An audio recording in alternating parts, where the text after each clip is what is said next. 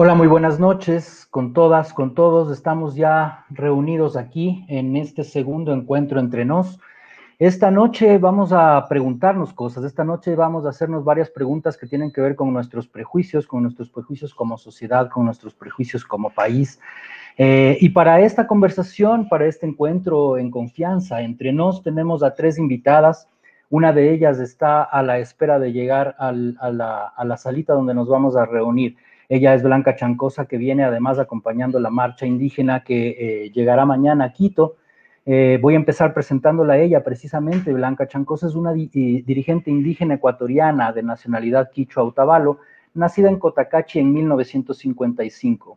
Blanca cofundó en 1972 la Confederación de los Pueblos de Nacionalidad Quichua del Ecuador, conocida como Ecuarunari, y fue parte de su consejo político y además su presidenta. Además, en 1986 cofundó la Confederación de Nacionalidades Indígenas del Ecuador, CONAIE, y fue dirigente de relaciones internacionales de esta organización.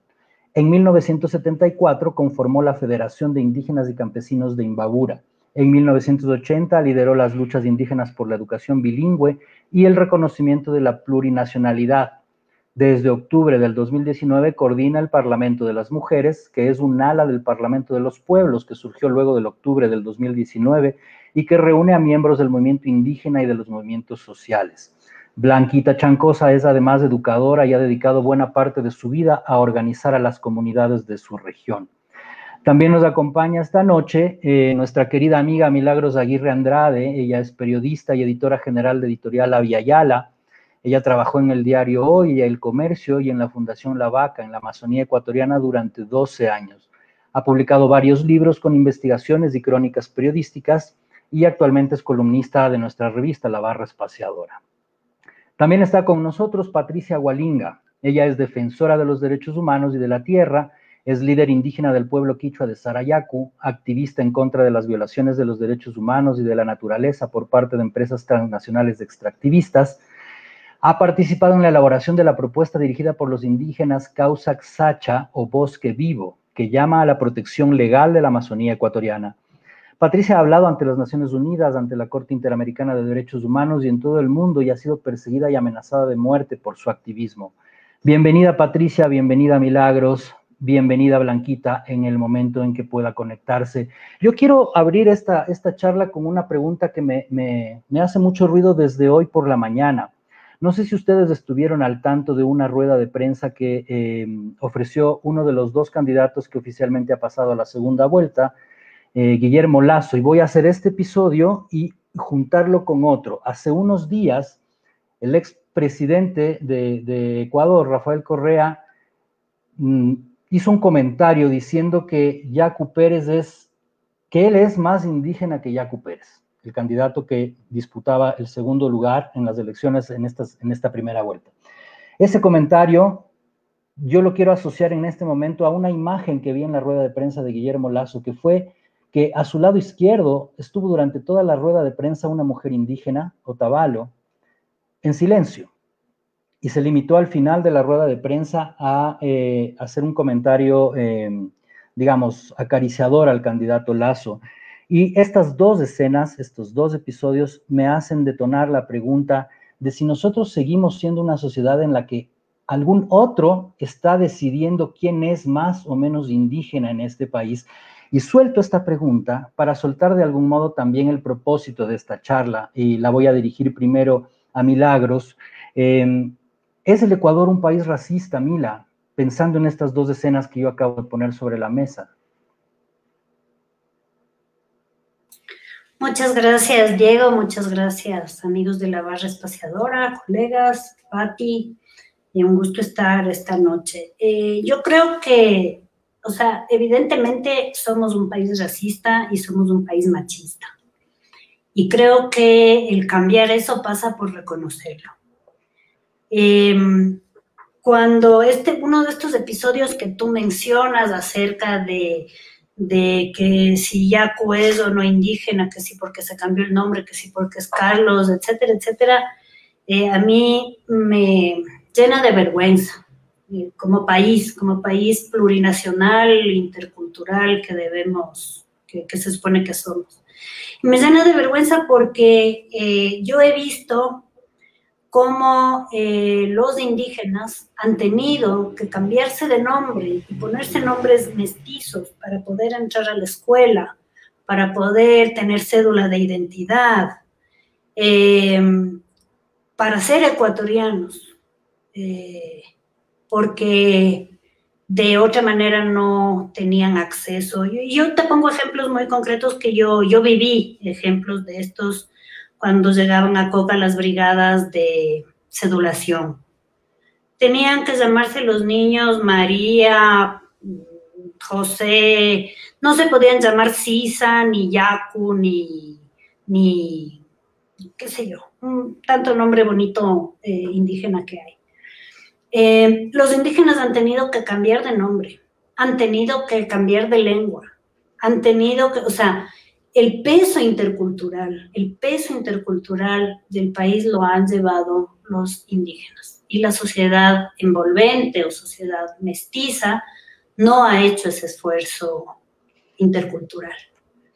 Entonces, claro, estas cosas que aparecen de vez en cuando en la política, yo creo que nos muestran lo que realmente somos, o sea, ese lado oscuro que somos, ¿no? Cuando se dice los ponchos dorados, por ejemplo, como cuestionando que un indígena haya accedido a la educación, a la universidad, a un buen trabajo, a una profesión, como que no tuvieran derecho a eso, ¿no? Yo he oído desde la época de Febres Cordero eso de los ponchos dorados, lo repitió Correa también, y creo que se sigue repitiendo ahora, ¿no?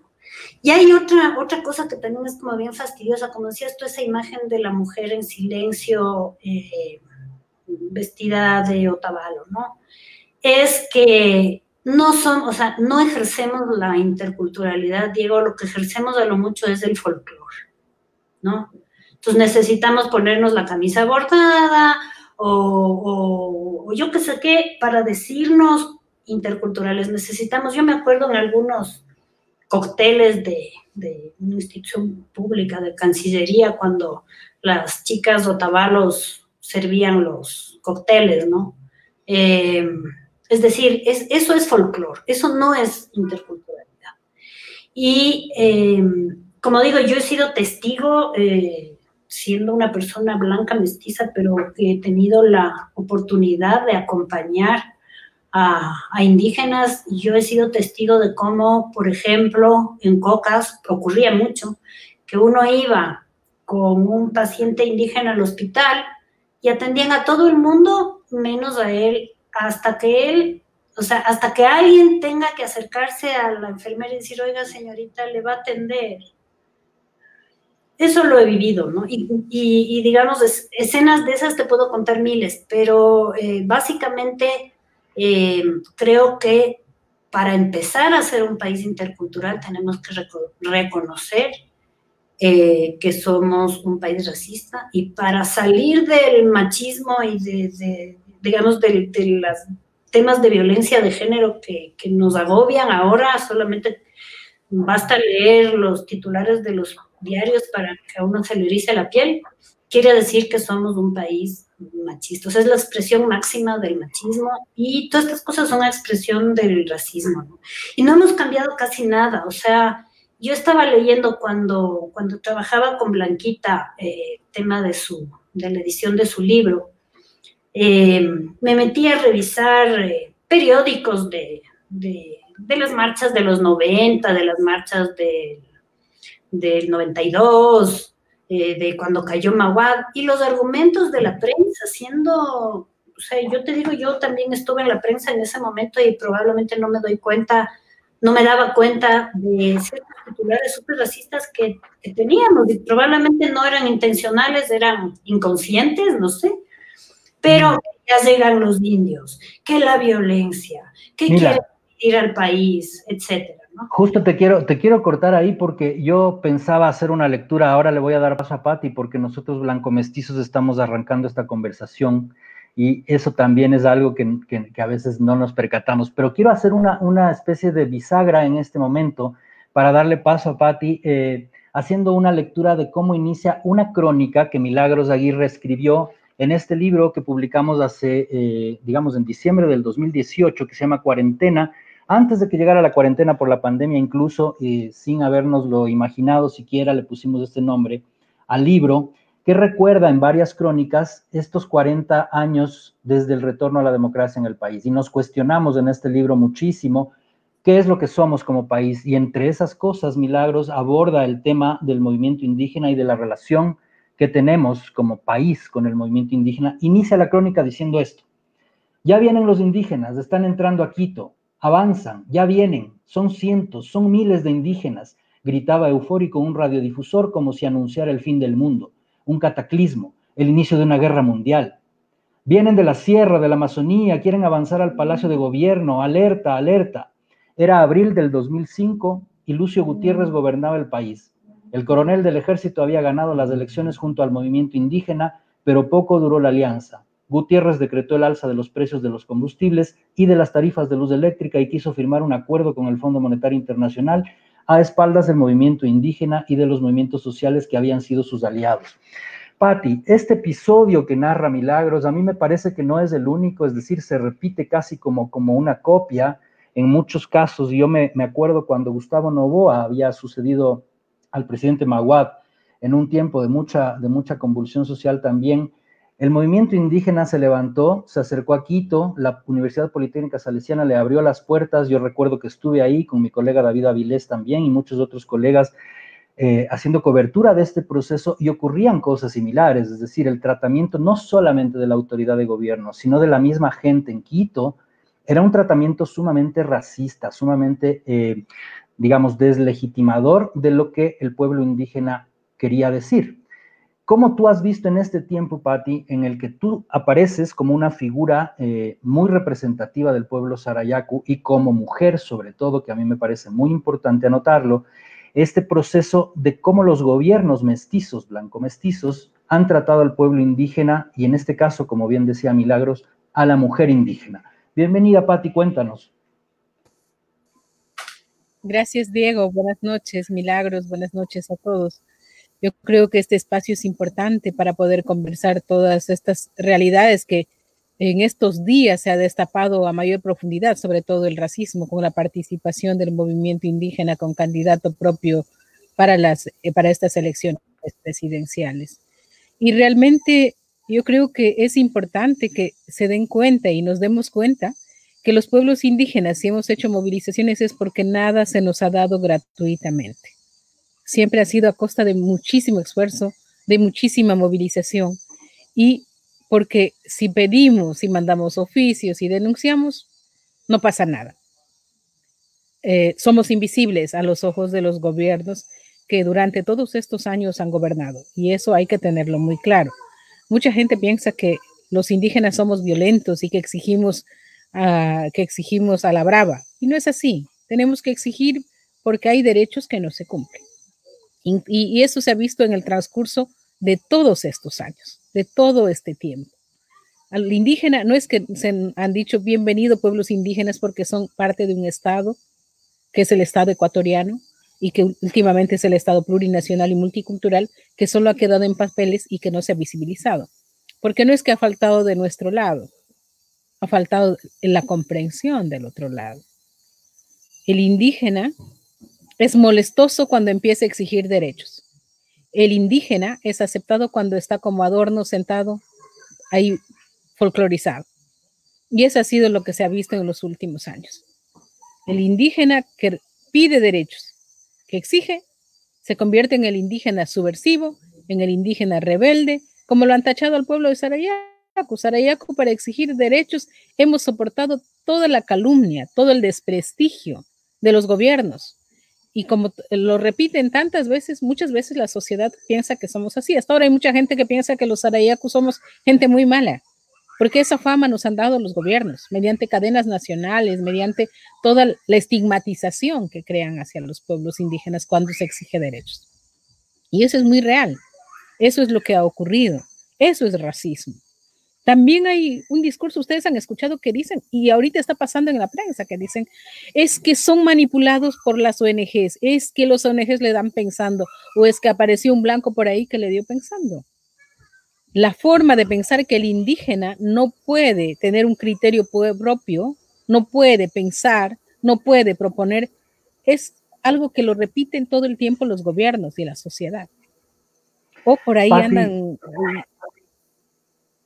Sí, Patti, yo te quería preguntar sobre esto que acabas de decir, porque la coyuntura que estamos viviendo, es decir, la movilización convocada por el pueblo indígena, por el movimiento indígena para llegar a Quito mañana martes, es de algún modo un reflejo no solamente de los resultados cuestionados por Yacu Pérez de la primera vuelta electoral, sino también un reflejo de cómo incidió el octubre del 2019 en la población indígena. Y parece que no queremos hablar de eso también en los blanco-mestizos y los habitantes de las ciudades. Es decir, ese octubre de 2019 que fue signado como un octubre violento, que de hecho hubo muchísima violencia, que hubo violencia de parte y parte y demás, traía consigo una lucha liderada por el movimiento indígena. Yo recuerdo mucho ese momento en el cual fueron atacadas las mujeres que estaban sentadas frente a la Asamblea Nacional con sus niños, con sus niñas, cargándolos en brazos, cantando, comiendo, y fueron atacadas a traición. Y de hecho de eso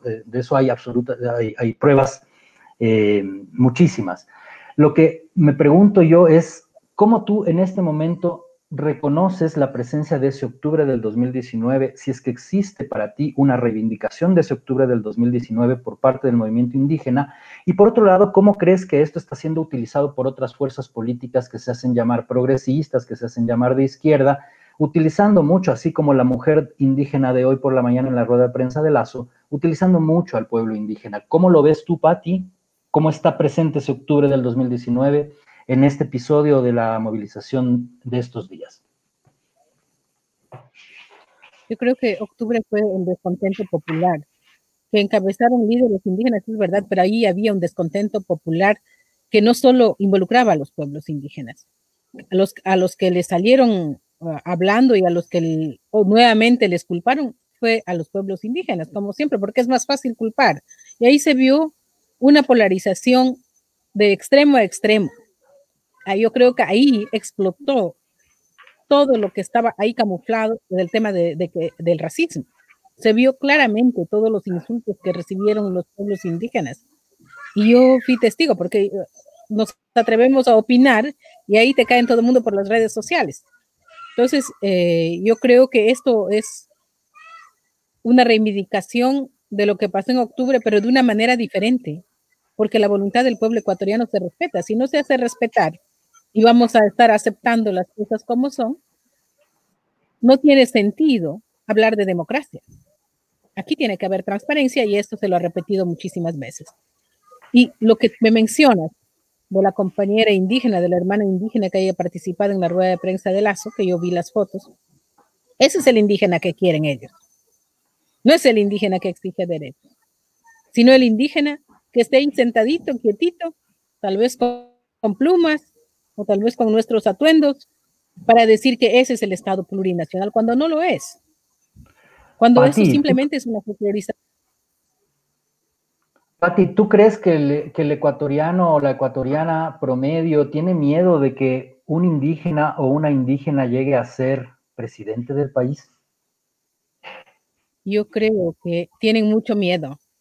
No han superado esa barrera de aceptar las cosas como son.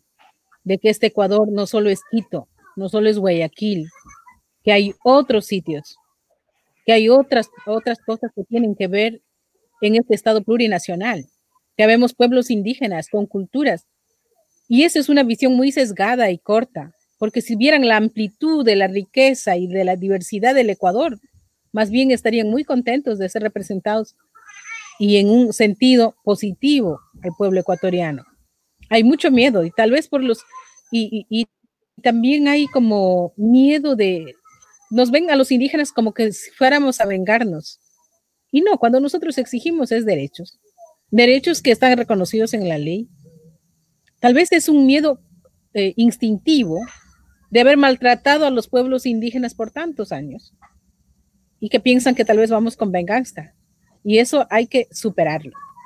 Este no es momento ni de venganzas ni de nada, sino de reivindicación de derechos y de saber que el Estado es un Estado plurinacional y en todo el sentido de la palabra y aceptar eso, que nadie es más superior a nadie.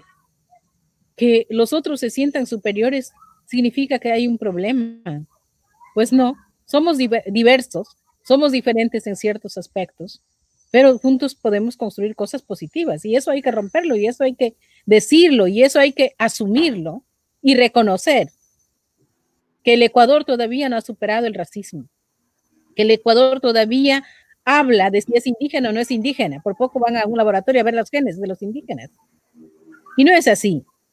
Y realmente es terrible lo que ha pasado en estos días de visibilizar el racismo profundo, de odio y rencor. ¿Qué se creen estos indios? ¿Qué se creen estos? Y todo lo demás. Y lo peor de todo es que hay gente que alimenta esto, que para nada es saludable, obviamente. Y tampoco es que contribuye al bienestar del país, Diego. Pati, voy a hacer una pequeña pausa en esta charla para saludar a toda la gente que se está conectando a esta conversación. Pueden participar a través de los mensajes de Facebook Live y hacernos preguntas, hacer comentarios para nuestras invitadas. Cuéntenos cómo se está escuchando, cómo está saliendo la transmisión. Y para continuar, Mila, se me ocurrió una reflexión que a mí me parece que no sé si nos la hemos hecho. El censo del 2010 en Ecuador nos da unos datos, ¿no? Y nos dice, por ejemplo, que el 7,06% de ecuatorianos se considera indígena. Nos dice que el 7,2 se considera afroecuatoriano, el 7,4 se considera montubio, el 6,1 se considera blancos y el 71,9 se consideran mestizos. Pero hay investigaciones de otros organismos, incluso el etnólogo mexicano Francisco Lizcano Fernández habla de que Ecuador es uno de los países indomestizos del continente americano, entre ellos Perú, Bolivia, Guatemala y junta en ese grupo a Ecuador. Un país indomestizo que dice que debería, mejor dicho, que tiene en su composición étnica más del 44% de indígenas. Yo me pregunto, y no sé cómo tú me ayudes a reflexionar sobre esto, Mila, pero desde que los censos en Ecuador se hacen a través de la autoidentificación, es decir, yo me considero tal o cual cosa, ¿no estamos también dejando por ahí de lado un no querer reconocernos algo, en este caso indígenas también, Mila? Por supuesto, creo que es así. Creo que somos un país diverso, esa es la riqueza del país. Es curioso que la riqueza del país, que sea la plurinacionalidad y la diversidad, sea a la vez el motivo que nos desune. Más bien debe ser al revés, ese debería ser el motivo que nos une.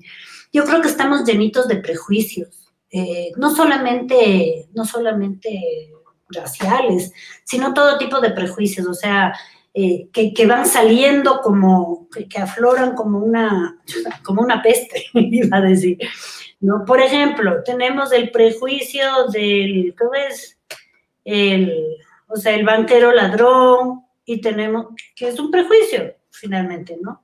Que es el mismo prejuicio que el indio vago, o que la gente es pobre porque no trabaja, o todo ese tipo de lugares comunes o de frases hechas que nos demuestran que tenemos muy poca empatía con el otro, sea cual sea el otro.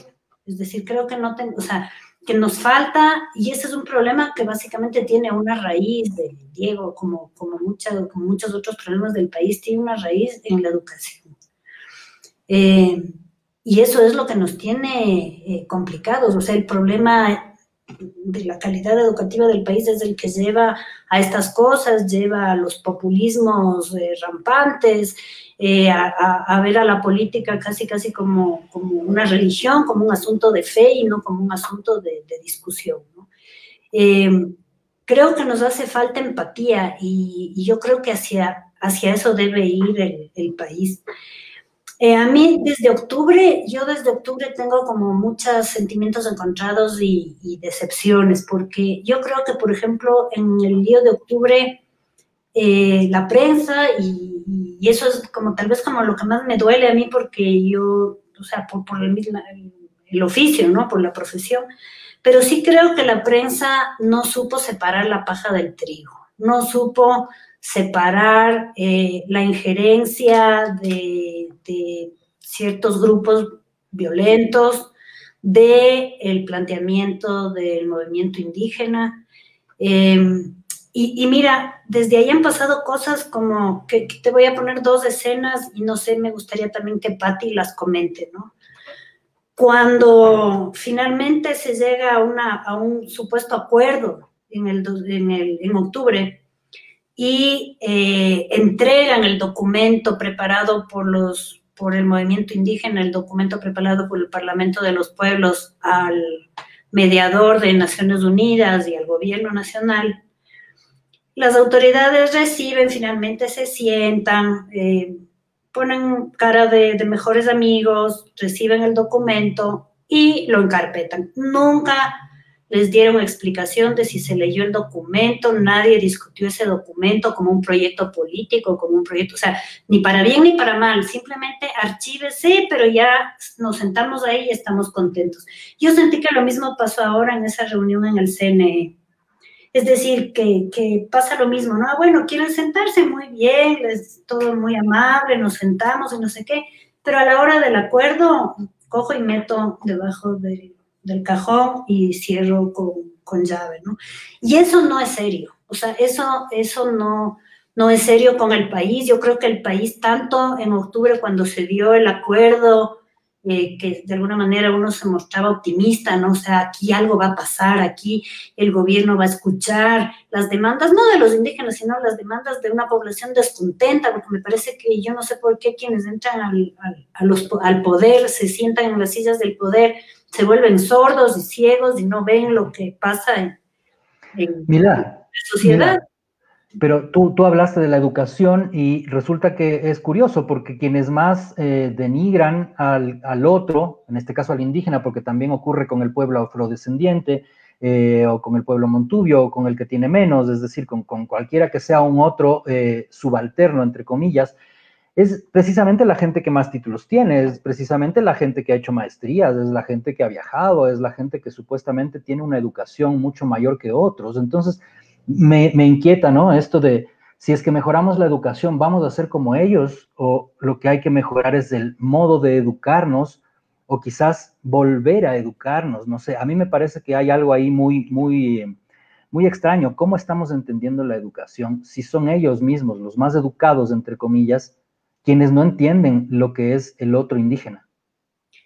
Y yo creo que tenemos que reeducarnos. Creo que tenemos una educación pésima a todo nivel, y que esa educación hace que seamos como somos, es decir, que no tengamos ninguna empatía, que lo que queremos es el éxito solitario, competir, ganar, no importa si hacemos trampa. Entonces yo creo que ese es uno de los grandes problemas, ¿no? Creo que hay que reeducarse, hay que reeducar a la sociedad ecuatoriana en función de lo que somos, de un país plurinacional. Eso es lo que somos. Patti, está por ahí Patti. Yo quiero hacer también una aclaración en este momento para quienes se han conectado después del inicio de la charla. Invitamos a Blanquita Chancosa a esta conversación. Probablemente todavía no está en algún lugar donde se pueda conectar. Tristemente no la tenemos todavía con nosotros. Ella está acompañando la marcha del movimiento indígena que llegará mañana a Quito. Así que es muy probable que no tenga una conexión adecuada. De todos modos, estamos esperando a que Blanquita por ahí nos dé señales y pueda conectarse sobre la marcha de esta charla. Patti, hablamos de educación. Si es que nos hace falta educación, la población indígena en este país ha luchado mucho, por ejemplo, por la educación bilingüe, y esto ha sido muy conflictivo en ciertos momentos políticos, como en el gobierno anterior, cuando la educación bilingüe fue puesta en duda por pensar un modelo educativo o una estructura de modelo educativo que muchos pueblos indígenas pues no estuvieron a gusto, no sintieron que se les entendía sus modos de entender su propio territorio, por ejemplo. ¿Cómo ves tú, Patti, esa educación que Mila dice que debemos rehacer, que debemos reformular? ¿Cómo la ves tú desde la mirada, en este caso, del pueblo sarayaku? Bueno, yo creo que la educación es la parte fundamental de todo pueblo y estoy de acuerdo con Milagros de que hay que reeducar. el concepto de solo querer educar a los pueblos indígenas o que accedan a educación, tal vez es errado. También hay que reeducar a la otra sociedad que desconoce sobre lo que realmente es Ecuador, lo que son los pueblos indígenas. Y nosotros hemos hablado muchísimo sobre el tema de educación y hemos conversado entre nosotros, porque hay que ver los problemas como son. Cuando los jóvenes se van de las comunidades, son absorbidos por la otra sociedad, que en un momento les trata de hacerles sentir menos. Y la única forma de poder sobrevivir en la otra sociedad es asimilándose, que es lo que ocurre en muchas situaciones. Y ese es el punto que nosotros hemos visto, de que la educación tiene que ir con unas bases bien sólidas desde los pueblos indígenas para que puedan incorporarse a la otra sociedad, pero de una manera que sepan de dónde vienen, quiénes son, y no se olviden y no se sientan menos, sino que sepan que tienen una cultura diferente, que son diversos, pero que pueden interrelacionarse con los otros. Obviamente, esto es una discusión a lo mejor, Pati, perdóname que te interrumpa. Sí, yo decía que a lo mejor estas palabras no terminamos de comprenderlas como país, estas palabras que son pluriculturalidad, interculturalidad, plurinacionalidad, diversidad. Son palabras muy lindas, son palabras que están en la Constitución, que determinan quiénes somos como país, pero al parecer son palabras que están en las nubes para muchos y sobre todo para muchos líderes políticos en este país. ¿Qué es la diversidad para ti, Pati? La diversidad es esto que estamos viviendo, ¿no? Por ejemplo, yo estoy conectada desde Sarayaku, estoy en mi casa que es de hojas, usted está en otro lado, Milagros está, aceptar de que somos diferentes en ciertos aspectos, que no se puede hegemonizar todo una cultura. Por ejemplo, solamente en el tema, un ejemplo en el tema de arquitectura. Las famosas escuelas del milenio de la época del gobierno de Rafael Correa tenía un modelo estándar y eso quería incorporarlo en los pueblos indígenas. Y cuando Sarayaku planteó de que tiene que ser de acorde a la realidad de los pueblos indígenas, incorporando infraestructuras propias, no entendieron absolutamente nada. Dijeron, no, esto es y esto tiene que ser. Y ahí viene la imposición. Solo te pongo el ejemplo solamente en el tema, solo de la infraestructura. En la educación pasa lo mismo. Tratan de ponernos modelos estándares sin entender las particularidades que tenemos. Yo hablo el quichua, vivo en mi casa, tenemos otras costumbres, los guaraníes igual, los zaparas igual, solamente en la Amazonía vemos diversidad de nacionalidades. Igual el mundo andino que está en la parte de la serranía, la costa, y toda esa diversidad que tiene el Ecuador no ha sido entendido. Yo creo que cuando pusieron la palabra plurinacional, multicultural, nunca entendieron realmente y siguen sin entender hasta este momento lo que realmente es. Tenemos que empezar a descubrir, a reeducarnos, a entender para poder superar el racismo, para poder superar de que no se puede hegemonizar una cultura, que el Ecuador no es una sola, sino que la riqueza del Ecuador es esto, la realidad. No solamente la riqueza, la realidad.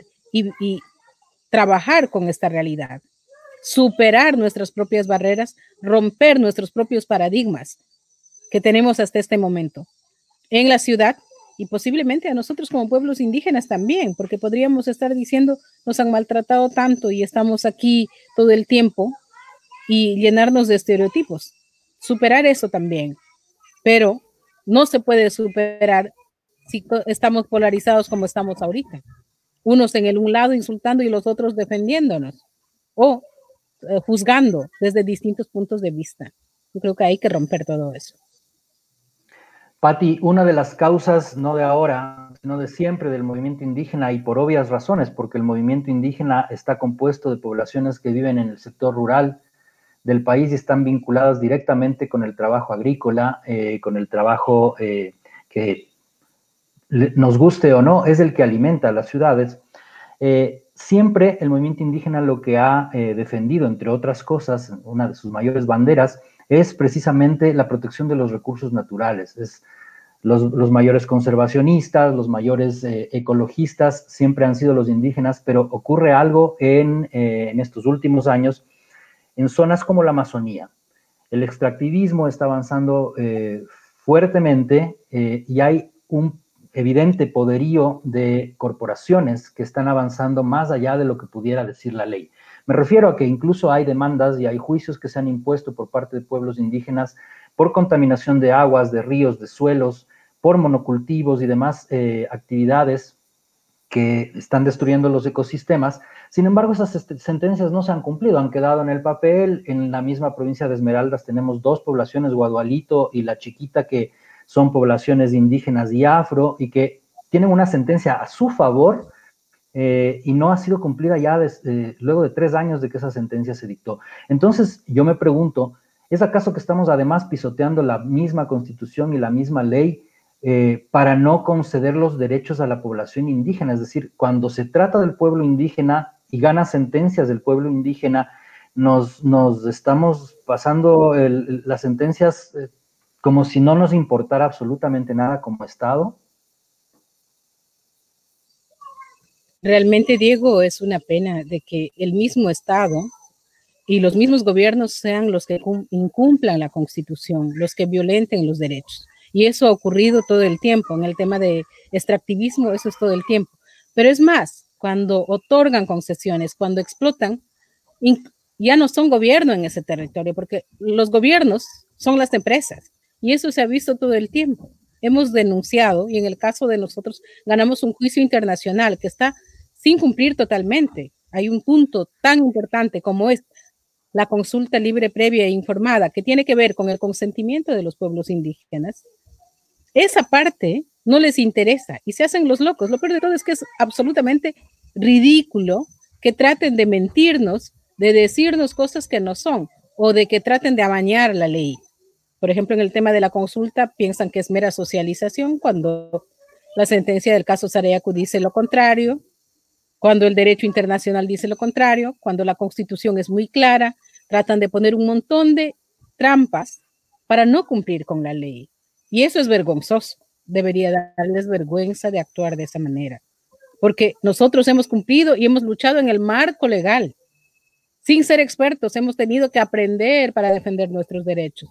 Y hemos hecho respetar. Hemos creado una jurisprudencia en materia de consulta como pueblo sarayaco. Y aún no se cumple. El gobierno de Rafael Correa justificó toda la agresión que vivimos en la época de los otros gobiernos de Lucio Gutiérrez, y el gobierno de Moreno se desentendió absolutamente todo con la sentencia del caso Sarayaco.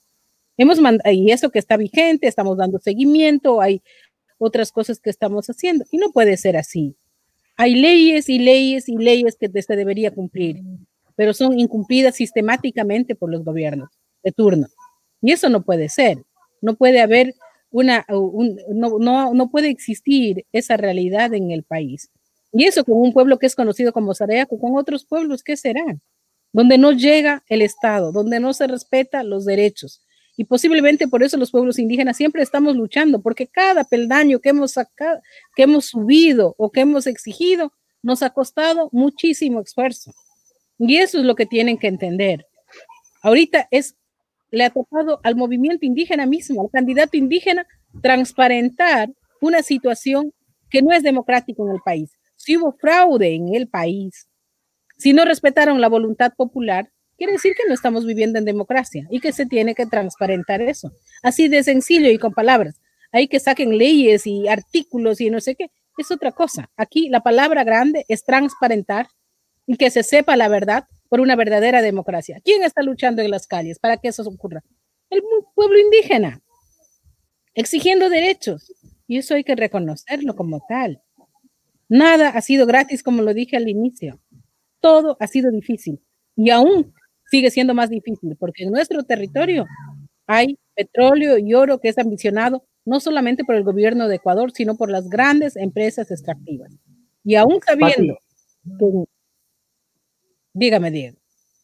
Solamente te quería comentar, hacer una pregunta, porque tú no eres la única mujer del pueblo Sarayacu. De hecho, a mí me llama mucho la atención cómo las mujeres amazónicas se han organizado desde hace años ya, y hay generación tras generación haciendo la misma lucha, ¿no? ¿Cómo se ve a la mujer? Es con esta pregunta, antes de pasar con Mila, quiero que me respondas esta pregunta, Patti. ¿Cómo se entiende el papel de la mujer amazónica en estas luchas que tú estás ahora haciendo, digamos, de portavoz en este conversatorio, pero que hay muchas otras mujeres que lo han hecho antes y lo siguen haciendo ahora y seguramente lo harán después porque llegan las nuevas generaciones? Diego, realmente cuando nacimos las mujeres amazónicas es porque necesitábamos que la mujer tenga su propia voz, su propia vocería. Y estamos de varias nacionalidades, somos un articulado que involucra a varias nacionalidades y están lideresas, dirigentes de las mujeres, de organizaciones que estamos luchando y nosotros nos unimos a raíz de que había un desprestigio a las organizaciones indígenas y dijimos, no, aquí vamos a luchar hombres y mujeres y nos van a tener que escuchar nuestra voz. Es verdad, ha sido difícil, hemos sido perseguidas, hemos sido estigmatizadas, hemos sido enjuiciadas, hemos sido amenazadas de muerte, hemos sido incendiadas por defender nuestro hogar, por defender nuestra selva. Y hay otras lideresas como Alicia Cahuía, está Gloria Ushiwa, están jóvenes también como mis dos sobrinas que se han vinculado directamente a la defensa de la naturaleza, Nina y Elena. Hay otras jovencitas como Mireia y hay las hijas de las lideresas. Yo he visto muy contenta de que haya una nueva generación joven que esté dispuesta a defender la Amazonía, a hacer respetar los derechos. Y este es el grupo de mujeres amazónicas. Hemos estado pendientes, visibles desde el 2013, cuando hicimos la marcha a Quito, después la entrega del mandato al presidente Lenín Moreno, que obviamente nunca respondió, y hemos estado pendientes de cada una de nuestras compañeras en sus territorios, en sus nacionalidades, acompañándoles en sus propios procesos y vamos a continuar. Sabemos que esto no termina aquí, que hemos hecho frente a la pandemia con solidaridad, apoyándonos mutuamente, apoyando a los pueblos. Y muchas veces nos dicen, inclusive en las mismas organizaciones, dicen, pero ¿por qué un grupo de mujeres? ¿Porque acaso no se conforman con las organizaciones? Ahí tienen su dirigencia. Y no, necesitamos este grupo porque es un grupo que realmente habla desde el sentimiento y el pensar de la mujer y ve desde un punto de vista diferente los atropellos que hacen en los territorios. Es un espacio donde las lideresas están ejerciendo sus derechos, pendientes de las demás y donde nos solidarizamos también con víctimas de atropellos, de violencia intrafamiliar y podemos hablar como mujeres. Y eso, así sean organizaciones indígenas, tienen que entenderlo de esa manera. No pueden decir, no pueden organizarse o no pueden estar juntas o estas mujeres, ¿qué están haciendo? No. Creo que es un largo proceso que estamos avanzando poco a poco y haciendo presencia dentro de los espacios de lucha, resistencia, solidaridad y tienen que vernos como una fortaleza para las organizaciones, para los pueblos y para las comunidades. Ahora, muchas gracias, Patti, por contarnos, por darnos esta respuesta tan completa con respecto a esta pregunta que para mí es, digamos, amplísima. Mila, me da mucha pena de que todavía no pueda conectarse Blanquita, pero hace poco tiempo tú publicaste, bueno, Aviala publicó bajo tu edición un libro que recoge la vida precisamente de Blanquita Chancosa y a mí me gustaría, antes de seguir, que nos hagas un pequeño resumen de en qué consiste este libro, de quién es Blanquita, que no está en este momento con nosotros, ojalá se pueda conectar luego para hacer un poco su presencia aquí en este foro. Mila. Gracias, Diego. Sí, trabajamos con Blanquita este libro, que es su autobiografía. Yo estuve muy cerca de ella en todo el trabajo de edición, de ponerle forma a su historia. Y yo con ella aprendí muchísimo y ella me hizo caer en cuenta, o sea, bueno, este libro recoge desde sus primeros pasos en la organización, siendo una joven profesora. Ella era profesora normalista, graduada normal en Otavalo. Y bueno, yo con ella aprendí, por ejemplo, a darme cuenta de actitudes racistas que probablemente podía haber ignorado en en el quehacer que uno ignora, ¿no? En el quehacer cotidiano.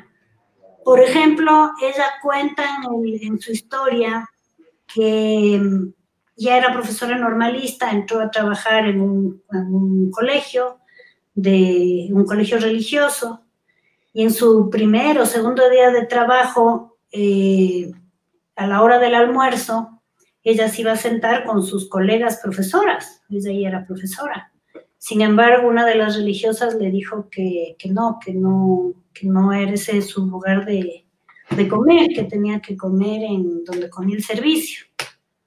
Entonces, digamos, ella me contaba cosas así, que bueno, están en su libro, ella cuenta esas cosas a sus lectores, y uno se da cuenta de unas cosas increíbles, ¿no? Por ejemplo, todo este tema del tutelaje, del tratar de tú y vos con un aire de superioridad probablemente inconsciente, ¿no? Es decir, yo digo, si nos referimos al candidato presidencial X y le decimos el señor fulano de tal, y llegamos al candidato indígena y le decimos, oye, ¿qué te pasa? ¿Cómo así, no? O sea, ese tema del tutelaje, ese tema, creo que hay cosas que están como muy enraizadas en la sociedad blanco-mestiza ecuatoriana. Creo que hay un desconocimiento profundo, y creo que la Blanca pone ciertos puntos sobre las IES en esos temas, ¿no? Por ejemplo, ella sobre el tema de la democracia, ella cuenta, y ahora viéndole un poco con la perspectiva de que hoy están en el puesto en el que llegó el movimiento indígena, pasa, digamos, creo que es un salto bastante impresionante, bastante bueno para el movimiento y para la sociedad ecuatoriana, para el reconocimiento del otro, como digo. Que cuando Blanca contaba del retorno a la democracia, ella participó de las mesas de diálogo que hubo en ese momento, en el 78, para el retorno a la democracia. Y ahí, digamos, una de las demandas del movimiento indígena una demanda de los indígenas era el voto del analfabeto, porque la mayor parte de indígenas era analfabeto.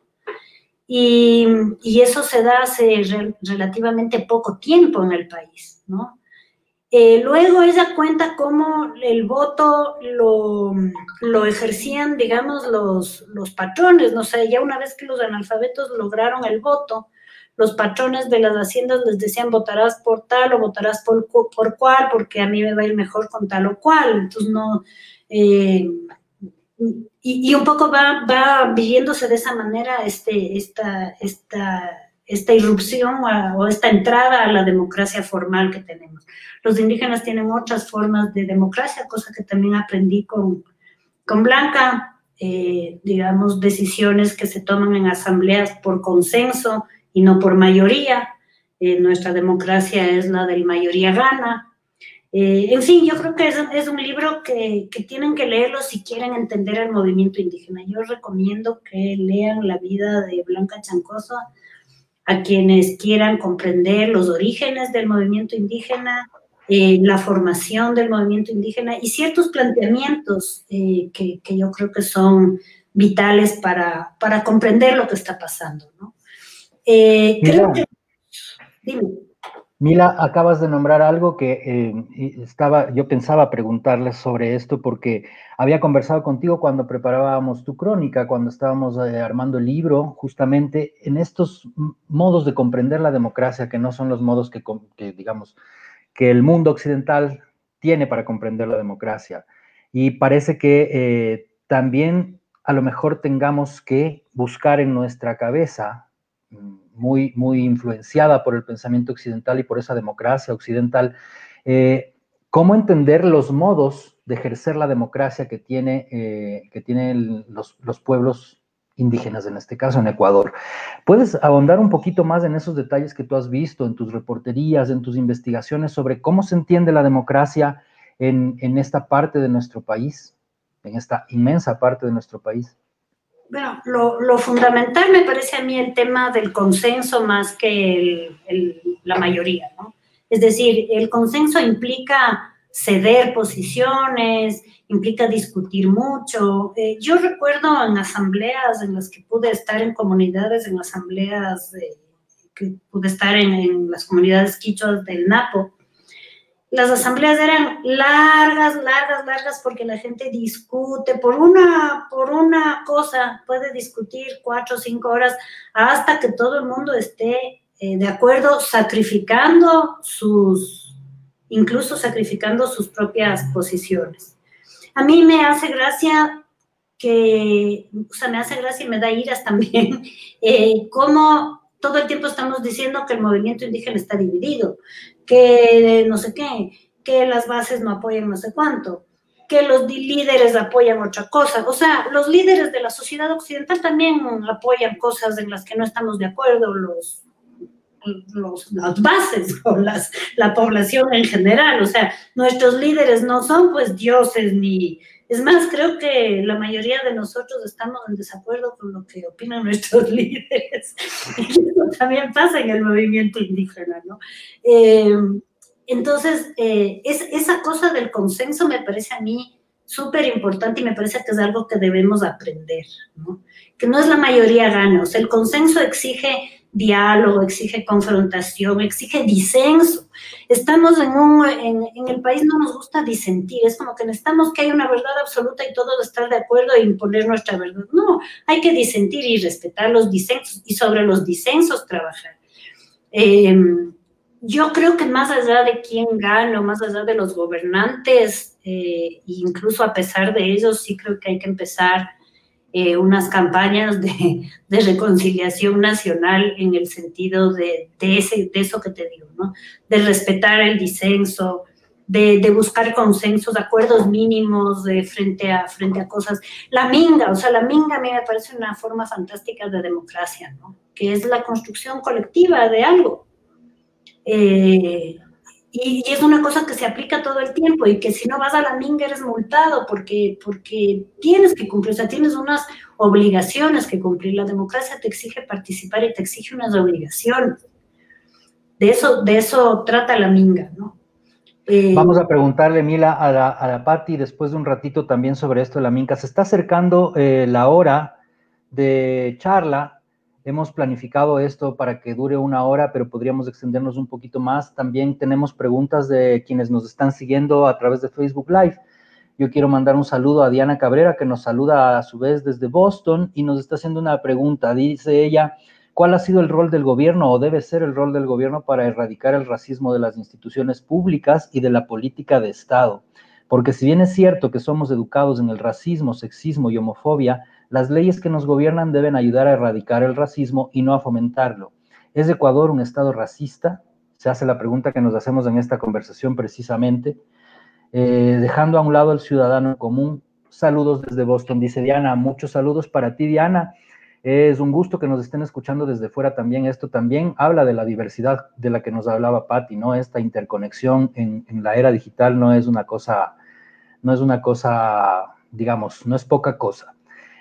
Para pasar después de esta pregunta que a mí me parece que nos podría ayudar a responder Patti, la pregunta que nos hace Diana sobre qué es lo que debe hacer el Estado, cuál es la responsabilidad del Estado frente a las políticas públicas o a la carencia de políticas públicas para erradicar este racismo, sexismo, machismo que caracteriza a nuestra sociedad, Patti.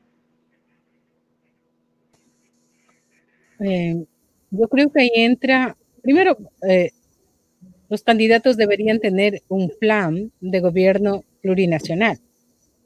Y segundo, entra todo el tema de educación. Yo creo que hay que superar este racismo a través de la educación. Todo el tiempo se nos ha visto como gente inferior. Creo que hay que superar eso. Y en Ecuador todavía se sigue sintiendo eso. Y a pesar, hay mucha gente que dice que no lo es y lo deja relucir. Entonces yo creo que en el tema educativo entra todo el tema del racismo que tiene que ser abordado de una forma dentro de los procesos educativos. Y cuando los gobiernos tienen que tener dentro de su plan de gobierno de que no van a gobernar solamente en las ciudades, sino que el Ecuador está compuesto de pueblos y nacionalidades donde hay una diversidad, y realmente entender lo que es el verdadero Estado plurinacional, que tiene que ver con la diversidad, que tiene que ver con la cultura, que tiene que ver con muchas cosas. Incorporar esto a los planes de gobierno y empezar a generar políticas públicas adecuadas que puedan reflejar esto, tanto en los sistemas judiciales como en los sistemas políticos, como en otros aspectos que tiene que llevar un plan. Tal vez ese podría ser una propuesta que puede, tal vez ese podría ser algo que se pueda hacer. No digo que sea fácil, debe ser complejo, porque cada uno va a querer hacer, pero tienen que incorporar todo esto. Si no se incorpora toda esta diversidad, difícil superar lo que estamos viviendo ahora. Cada uno estaremos por nuestro lado y eso no podrá reflejar el Estado plurinacional como lo establece la Constitución. Pienso que Pati, ese es el punto de abordaje que tenemos que tener. Pati, ahora tenemos digamos, por un lado tenemos un conflicto en el poder electoral, tenemos un juego de la primera vuelta electoral, tenemos estos disensos precisamente de los que hablaba Mila hace un ratito, pero además tenemos como un entrampamiento político, y mientras ese entrampamiento político parece no tener salida, tenemos a una marcha indígena con cientos de integrantes avanzando hacia Quito, a pocas horas de llegar a Quito, en un acto que de alguna manera se asemeja a ese acto simbólico milenario de la toma de la plaza que tienen los pueblos indígenas, ¿no es cierto?, en su cosmovisión, en su relación con la llegada digamos, con la conquista. ¿Cómo tú ves ese proceso que se le ha llamado la minca? La minga, este concepto de la minga al que también se refirió la Mila hace un rato, y que a mí se me parece muchísimo a las mayores virtudes de lo que nosotros entendemos como democracia. ¿Puede la minga indígena considerarse su modo de democracia? A ver, la minga que yo conozco aquí en Sarayaku es que todos están invitados a construir algo, a ayudar en algo, que es la unidad. Por ejemplo, aquí hacemos las mingas generales, cada autoridad tradicional, y todos vamos a ayudar, toditos están invitados y participamos de eso. Si se podría generar esa forma de apoyarnos todos, sería muy bueno. Se podría superar algunas cosas, pero yo creo que la minga indígena todavía no es aceptado por la sociedad ajena, como tampoco por los gobiernos. En cuanto a, me había olvidado de decir de que los pueblos indígenas también tienen sus propias propuestas según sus realidades, que nunca han sido apoyados, que nunca han sido tomados en cuenta. Y eso se tiene que apoyar en un Estado plurinacional.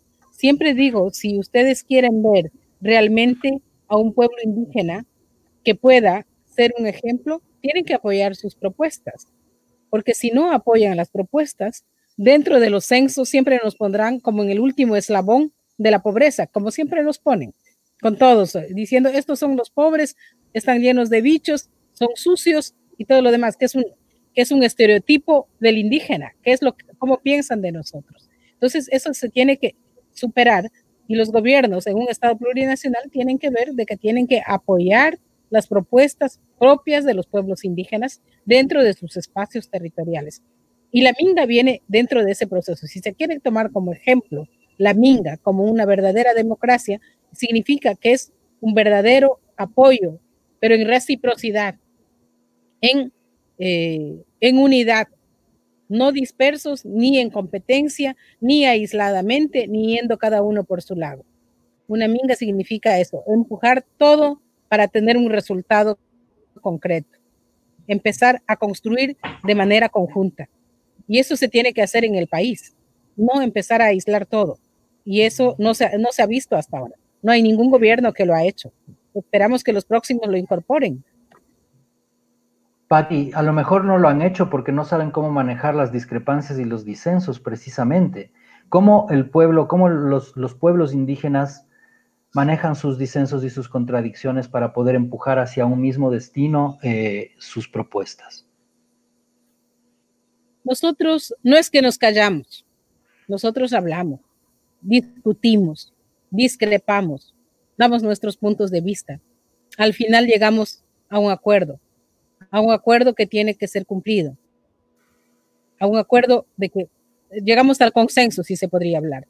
Tal vez no todos estemos conformes con el consenso que saquemos, pero ya hemos tenido la oportunidad de discutir, hemos visto nuestros puntos de vista, hemos disertado, hemos hablado, hemos puesto ejemplos, al final hemos reflexionado y hemos tenido ya un acuerdo conjunto. Así es como conversamos. El problema de los gobiernos es que no nos quieren escuchar y tampoco quieren conversar. Imagínate lo que es pedir una audiencia a los ministros, pedir una audiencia a las autoridades seccionales. Es una cosa terrible. Hay que hacer toda una burocracia, hay que empezar, y eso si tienes los contactos, eso si llegas a dejar un oficio en Carondelet o en algún ministerio, que no se traspapele. Aquí no se ha escuchado, no nos han escuchado. No quieren escucharnos, no les interesa escucharnos, falta la voluntad política de escucharnos, porque si nos escucharan y trataran de entender, trataran de realmente escuchar de verdad, tal vez se podría generar un cambio, pero no lo están haciendo y no lo quieren hacer, no se ha visto esa voluntad y ese es el problema. Si no nos empezamos a escuchar, ¿cómo vamos a entendernos? Empecemos por escucharnos y por callarnos en algún momento, por escuchar al otro, no por empezar a decir tú no tienes la razón, los indígenas no tienen la razón, ¿en qué estarán hablando? ¿En qué estarán pensando? Hay un modelo económico y eso tiene que funcionar por el bien del país, como si nosotros tampoco no fuéramos país. Yo quiero que nos empecemos a escuchar. Será un primer ejercicio interesante. Muchas gracias, Patti. Mila, yo quisiera que tú, digamos, complementes lo que nos acaba de decir Patti, porque lo que está diciendo Patti es muy fuerte y es muy contundente al mismo tiempo. Es un grito que no es la primera vez que se levanta. No nos están escuchando. ¿Por qué no empezamos por escucharnos? ¿Por qué no nos escuchan? ¿Qué es lo que tiene que hacer el Estado? ¿Cuál es el papel del Estado, Mila, en este? A mí me parece un conflicto poderoso porque quizás es ahí donde se concentra el meollo de nuestras discrepancias como país y no podemos llegar a ningún destino si es que no nos escuchamos entre nosotros, partiendo de estas diferencias que no queremos aceptar. ¿Cuál es el rol del Estado en este sentido, Mila, para ti? Gracias, Diego, gracias, Patti. Yo estoy de acuerdo con Patti, tenemos que escucharnos y creo que ese es uno de los mayores problemas y o sea, a mí sí me gustaría como cuestionar que estamos todo el tiempo pensando en que el Estado y sus instituciones nos van a resolver los problemas. Y yo creo que no es así. O sea, yo soy súper escéptica en eso. Yo creo que el tema tiene que pasar por nuestro ejercicio ciudadano, de cada uno de nosotros. Por ejemplo, es decir, digamos que en la ley diga que todos los ecuatorianos tenemos derecho a la salud. Pero si la persona ciudadana, no funcionaria pública, no representante del Estado, la persona que está en la puerta de un hospital no quiere, no le da la gana de escuchar a la persona que tiene al frente porque no le quiere entender porque habla otro idioma, porque no busca la manera de buscar a alguien, algún familiar que le pueda traducir lo que no está entendiendo. Es decir, yo creo que los ciudadanos también tenemos que trabajar eso, y mucho. Es decir, estas cosas no se van a resolver con leyes, no basta que el Estado decrete que somos un país plurinacional. Cada uno de nosotros tiene que ejercer ese rol y tiene que ejercer ese rol de escucha y de empatía con el otro, sea indígena, sea negro, sea chino, sea japonés, sea lo que quiera que sea. Es decir, yo creo que está en nosotros, porque nosotros también tenemos actitudes que a veces, por ejemplo, o son racistas o son paternalistas, ¿no? Yo he visto casos de, por ejemplo, estudiantes universitarios indígenas que por ser indígenas el profesor dice, bueno, ya como no entiende muy bien, le pondré nomás 10. No, eso no es. Es decir, el profesor no está ejerciendo su tarea de profesor intercultural, de acercarse al otro, de ponerse en los zapatos de su alumno y tratar de explicarle algo que no está entendiendo. O sea, pongo ahorita dos ejemplos que se me ocurren, que se me vienen a la cabeza, pero más allá, digamos, del papel del Estado, ¿no? Los gobiernos no solo no oyen a los indígenas, y yo creo que al menos en este último tiempo nos hemos dado cuenta de que los gobiernos no oyen a los ciudadanos. No están oyendo los descontentos sobre educación, descontentos sobre salud, descontentos sobre el trabajo, descontentos sobre, no sé, sobre el trato del COVID, etcétera, etcétera. O sea, creo que no le podemos endilgar a unos funcionarios del Estado toda esa responsabilidad. Yo creo que es un ejercicio que tenemos que hacer cada uno de nosotros. Mila, muchas gracias. Sabes que nos están escribiendo también desde las Islas Canarias. Adán Navarro nos dice que nos envía saludos y cómo valoran las injerencias del politólogo español Juan Carlos Monedero y sus críticas al líder indígena Yacu Pérez. Es una pregunta que nos dejan ahí, y quiero también hacer otra pregunta desde Córdoba, Argentina, de nuestro colega David Avilés Aguirre. Una inquietud para Milagros, dice David, ¿cómo entender lo que Yacu habla sobre el respeto por la palabra y el acuerdo, el consenso democrático, al que llegaron con el reconteo de votos, si al final uno de los integrantes de ese acuerdo se hace para atrás auspiciado por una ley democrática? Estas dos preguntitas brevemente, Mila, si nos puedes dar tu opinión al respecto. Y saludos para las Islas Canarias y para Córdoba, para ustedes por seguirnos. Bueno, lo de Monedero ni siquiera se merece una respuesta, o sea, es una barbaridad sin nombre y como digo, más parece de un troll, o sea, no se merece comentarios. Creo que el señor no se merece comentarios. Creo que es gastar saliva en eso, ¿no? Eso creo. En cuanto al tema del conteo y de Yacu, yo veo ahí que la artillería debe estar, o el marco de la discusión debe estar, ¿por qué el CNE no dijo en el momento en que aceptó el diálogo que no podía, que había un problema jurídico, un problema legal que impedía ese acuerdo? No creo que es un tema de que uno de los dos candidatos se haya hecho para atrás, sino un tema de cómo el CNE ha manejado esta situación. Y creo que el manejo del CNE ha dejado mucho que desear y nos ha defraudado. Yo no sé si ustedes sintieron lo mismo, pero yo al escuchar el acuerdo y al seguir en vivo, que estaba siguiendo lo que decían unos y otros, pese a un momentito de discusión, que hubo ahí una fricción entre Yacu y Lasso, creo que el que se sienten los dos candidatos frente al poder electoral en ese momento a pedir transparencia, yo creo que es algo que nos llenó de ilusión a todos, en el sentido de, bueno, nos podemos sentar a dialogar, a gritarnos, a bajar los tonos, a escucharnos, como decía Patti, ¿no? Y resulta que es justamente la institución amparada en la legalidad del asunto la que echa para atrás ese acuerdo y que nos deja en esta indefensión, ¿no? Yo creo que nos sentimos en una indefensión.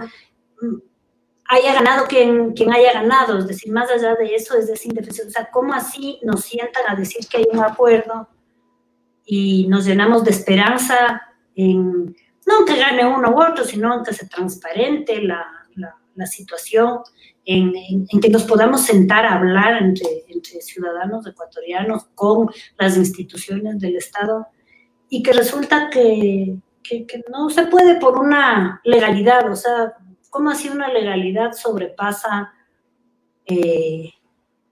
sobrepasa el sentido común, el ánimo de esa reunión? ¿Por qué no dijeron antes de sentarse, no nos podemos sentar, punto? Yo creo que otra cosa hubiera sido el cuento. Pero hemos pasado 12, 14 días más o menos con el alma en un hilo, todos sin saber cómo se va a desarrollar este proceso electoral, con un consejo electoral que resuelve cosas a las 12 de la noche, con unos consejeros que el uno se va de vacaciones, el otro se levanta de la mesa. Entonces no se entiende, ¿no? O sea, algo en las instituciones está mal no sé, hay que reinventar las instituciones. Si no funcionan, o sea, si la ley no funciona, hay que reinventar la ley. Hay que hacer las leyes de acuerdo a las realidades, ¿no? Digo yo, no sé, pero en todo caso es muy triste lo que ha pasado. Y creo que es también lo que pasó en octubre, cuando uno vio que por fin el acuerdo y cuando justamente Blanquita Chancosa, porque ella fue, que yo vi ahí que está ella con el documento, entregando el documento al delegado de Naciones Unidas, al mediador y al representante del gobierno, para que nunca jamás se vuelva a hablar de ese documento, es como decepcionante, ¿no? Es como, no solo como que les ven la cara a los indígenas, sino a todos los ecuatorianos. Eso da una decepción, una tristeza profunda. Mila, voy a ir con Patti ahora, vamos a ir cerrando ya en estos minutitos que nos quedan esta conversación. Quiero volver a agradecer a quienes han conectado a lo largo de esta charla desde varios lugares del mundo. Está buenísimo que nos reunamos así, para hablar con respeto, como decimos nosotros en la promoción de estos encuentros. Queremos sentarnos de igual a igual, queremos sentarnos horizontalmente a hablar con respeto, a discrepar con respeto. Creo que de eso se trata también esta posibilidad de que en las diferencias podamos encontrarnos. Patti, volvamos a lo que está ocurriendo en estos precisos momentos. Ahora deben estar ya descansando, quizás preparándose para descansar y emprender mañana temprano el último tramo de la movilización indígena que viene desde Loja, desde el miércoles anterior, hacia Quito.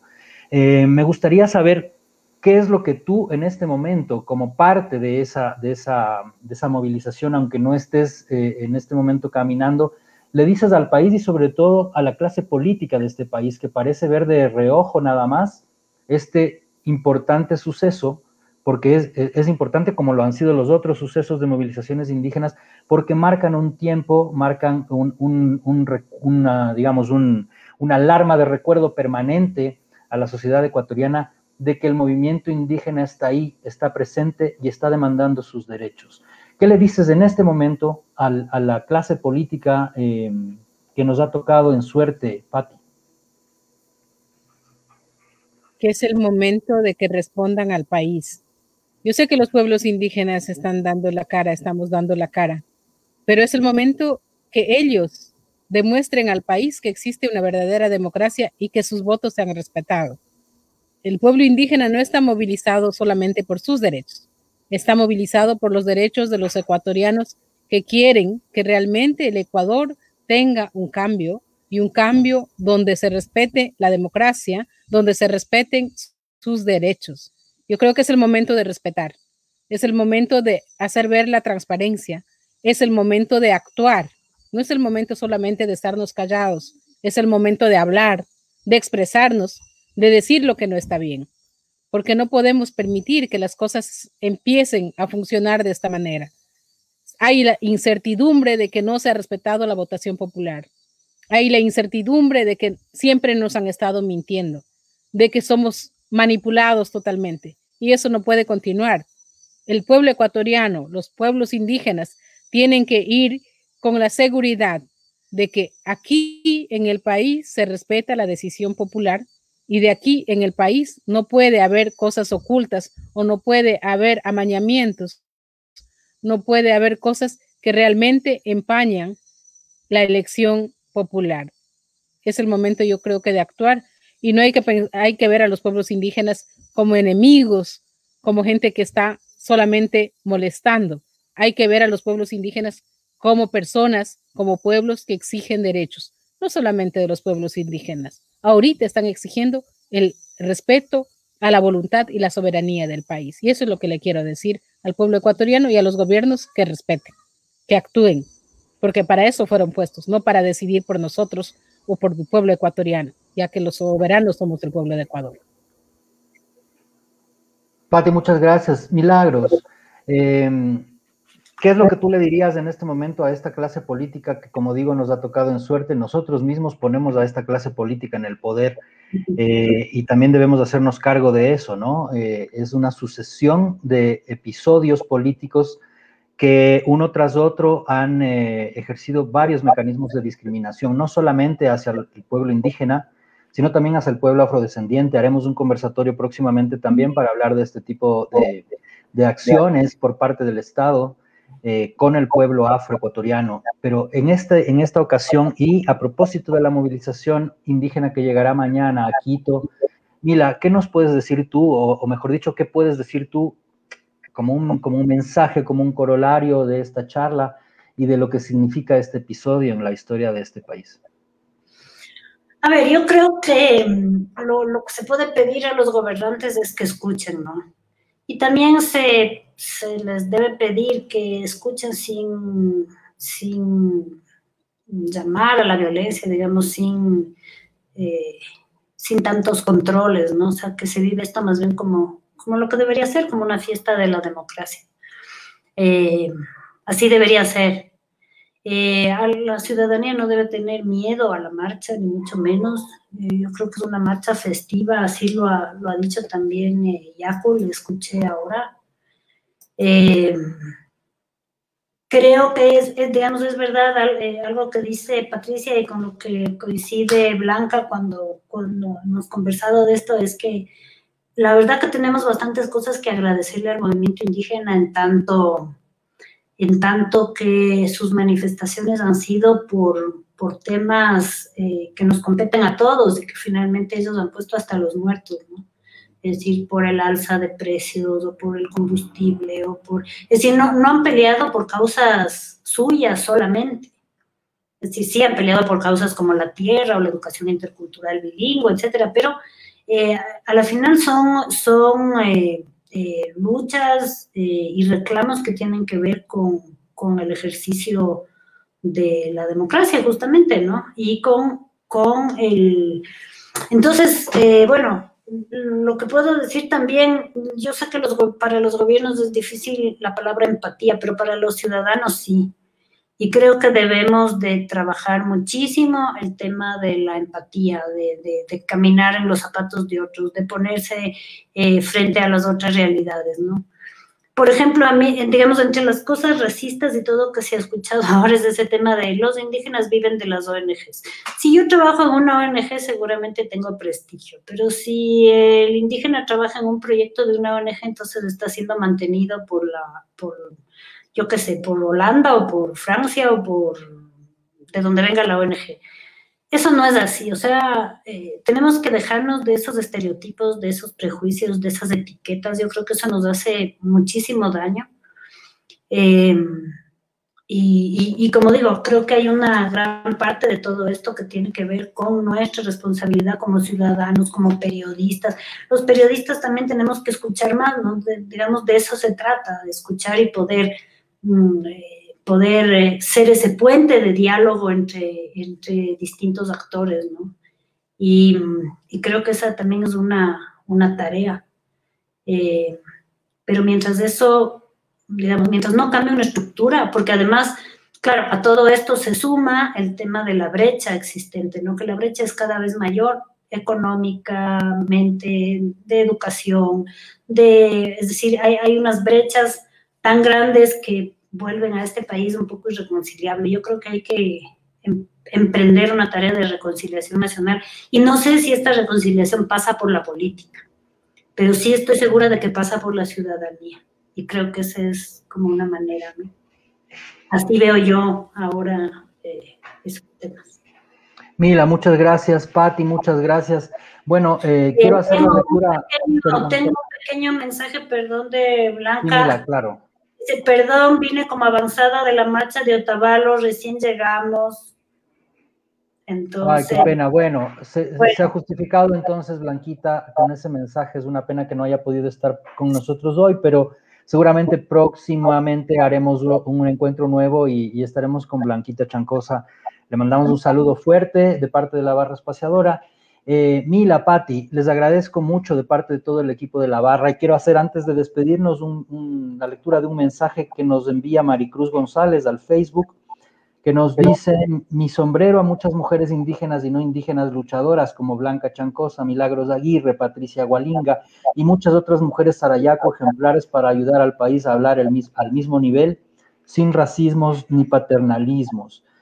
Yo quiero agradecer en nombre del equipo de La Barra a todos quienes se han conectado desde varios puntos del planeta hoy a esta charla. Vamos a hacer estas charlas cada cierto tiempo sin una rigurosidad de calendario, pero sí cuando ameriten los temas, no serán temas solamente coyunturales. Hay un equipo que está detrás persiguiendo temas que son necesarios y que son necesarios para conversar así como en una mesita de bar, como siempre digo, como si estuviéramos brindando un traguito entre amigos, aunque discrepemos mucho, seguir siendo amigos, aunque discrepemos mucho, seguir construyendo un espacio para convivir. Muchas gracias, Mila. Muchas gracias, Patti. ¿Algún saludo último para quienes nos han escuchado de parte de ustedes antes de despedirnos? Patti. Quiero agradecer nuevamente por la invitación y decirles que aquí estamos todos, todas, estamos juntos para tratar de ver si puede existir cambios, poniendo nuestro granito de arena y nuestro esfuerzo para hacer posible este cambio. Esperamos que las barreras que nos impiden sean rotas y podamos en algún momento decir, este es el Estado plurinacional que queremos. Este es el país que queremos, pero de verdad, un país de colores como la Huipala. Muchísimas gracias. Gracias a ti, Patti. Mila. Yo también agradecerte, Diego, me uno a las palabras de Patti, ojalá podamos ser el país multicolor. Creo que no necesitamos tantas carreteras ni autopistas como necesitamos tejer puentes y lazos entre nosotros mismos. Eso. Muchas gracias, Mila. Muchas gracias, Patti. Saludos y gracias por este conversatorio, dice Gabriela Vargas. Mi admiración a quienes construyen desde sus espacios un Ecuador plurinacional en el respeto de cada pueblo y nacionalidad. Muchas gracias por escucharnos, por vernos. Yo quiero agradecer al equipo de La Barra que hace posible este Entre Nos y todos los Entre Nos que vengan y que hacen posible todo el proyecto periodístico que es La Barra Espaciadora. Muchas gracias a Jonathan Venegas, Dagmar Flores, Nicole Pavón, César Acuña, Julia Ortega, a David Avilés, a Cristina Cadena, a Pepe Germán, a Iván Castaneira, a Romela Quieta, a Ana María Carvajal, a Carol Noroña, a Ana María López Gijón y a toda nuestra red de colaboradores. Les agradecemos mucho por hacer de este proyecto un proyecto en red, hacer periodismo en red. Ese es el propósito. Seguiremos aquí encontrándonos en este espacio virtual y ojalá pronto en un espacio ya no virtual para que suenen esos vasitos cuando brindemos y sigamos charlando. Gracias, Patti. Gracias, Milagros. Gracias a todos quienes se han conectado. Hasta la próxima y una buena noche.